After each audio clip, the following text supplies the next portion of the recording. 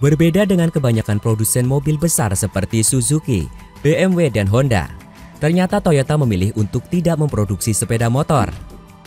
Kira-kira apa ya sebabnya? Apakah mereka tidak mampu membuat sepeda motor? Padahal mereka dengan mudah bisa membuat mobil. Masa membuat motor yang lebih kecil saja mereka tidak mampu? Dengan reputasi mereka yang sangat baik, motor yang nanti mereka bikin pasti laris manis. Kita akan coba cari tahu alasan kenapa Toyota tidak memproduksi sepeda motor pada pembahasan channel Zenul berikut ini.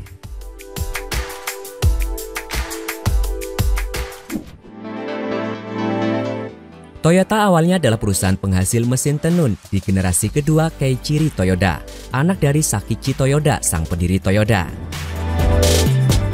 Sang pendiri Toyota lebih tertarik untuk membuat mobil. Alasannya karena di Jepang saat itu tahun 1920 hingga 1930, mobil-mobil yang lalu lalang di jalan-jalan kota itu adalah mobil produksi Amerika. Ia resah karena tidak ada mobil produksi dalam negeri. Ia pun bertekad suatu hari nanti akan membuat mobil Jepang sendiri. Di kemudian hari, Toyota pun berhasil membuat mobilnya sendiri. Pada tahun 1949, salah satu karyawan perusahaan Toyota mendirikan Toyo Motor. Namun pada tahun 1960, perusahaan itu bangkrut. Awalnya Toyo Motor cukup sukses, mereka mampu menjual 10.000 unit di tahun pertama.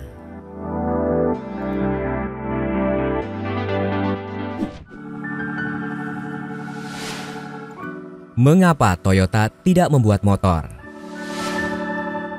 Menurut beberapa sumber, ternyata Toyota tampaknya sudah membuat seperti MOU dengan Yamaha, di mana Toyota tidak akan memproduksi sepeda motor dan Yamaha tidak akan membuat mobil.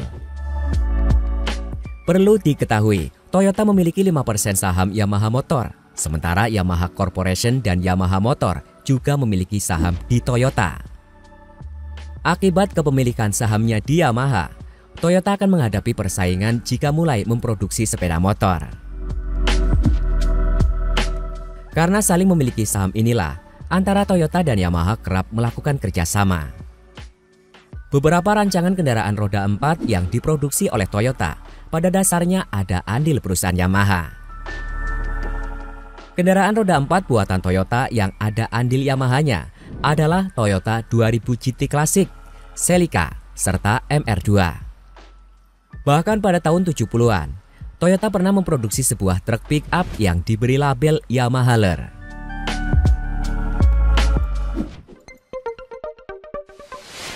Risiko ekspansi. Salah satu penulis Quora bernama Andri Wibowo melihat kenapa Toyota tidak membuat motor karena berkaitan dengan risiko ekspansi bisnis. Dia menjabarkan mengenai unsoftmetric. Mudahnya, untuk ekspansi bisnis itu ada 4 macam. Yang pertama, penetrasi ke pangsa pasar yang sudah ada dengan produk yang juga sudah ada. Misalnya, dokter gigi yang pasang tulisan di kantornya, periksakan gigi Anda 6 bulan sekali. Dengan begitu diharapkan pasiennya akan datang kontrol rutin per 6 bulan. Yang kedua, penetrasi ke pasar yang sudah ada dengan produk baru. Misalnya, dokter gigi setelah pasien membersihkan karang gigi ditawarkan untuk veneer atau pit fissure sealant. Yang ketiga, penetrasi produk yang sudah ada ke pasar baru. Misalnya dokter gigi tersebut buka praktek kedua di lokasi lain. Yang keempat, penetrasi produk baru ke pasar baru. Misalnya dokter gigi tersebut join MLM dan menawarkan ke keluarga dan teman terdekatnya, bukan pada pasiennya. Dari contoh di atas sudah terlihat bahwa dari keempat pilihan yang paling tinggi resikonya adalah yang nomor 4, membuka pasar baru dengan produk baru. Lantas apakah tidak boleh dilakukan? Boleh saja, asalkan sepadan dengan resikonya.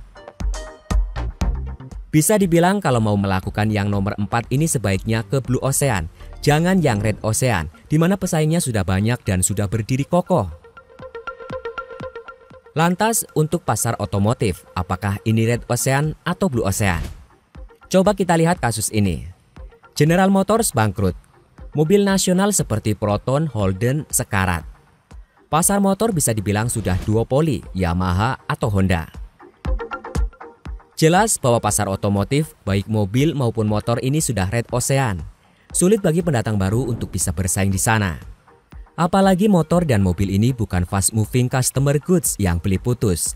Motor dan mobil ini utility goods yang perlu perawatan jangka panjang.